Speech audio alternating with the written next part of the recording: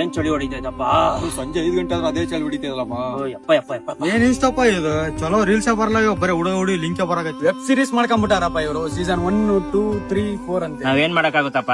ಇಲ್ಲ ಒಂದೆರಡು ಮಾತು ಕೆಟ್ಟ ಮಾತಾಡೋದಕ್ಕೆ ಬಂದ್ಬಿಟ್ಟು ನ್ಯಾಯ ಕೇಳ್ತಾರೆ.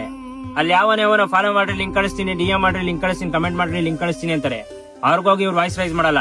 ಇದು ನಮ್ ಸಮಾಜ. ಅಯ್ಯೋ, ಹೆಣ್ಮಕ್ಳ ಬಗ್ಗೆ ನಿಂದನೆ ಮಾಡೋದ್ರ ಬಗ್ಗೆ ಧ್ವನಿ ಎತ್ತೀನಿ ಅಂದವ್ರು ಇದಾಗ ಒಂದ್ ವಾರ ಐತೈತೆ, ಒಬ್ರು ಧ್ವನಿ ಎತ್ತಿಲ್ಲ. ಅವ್ರಿಬ್ರು ಮಾಡಿರೋದು ತಪ್ಪೆ.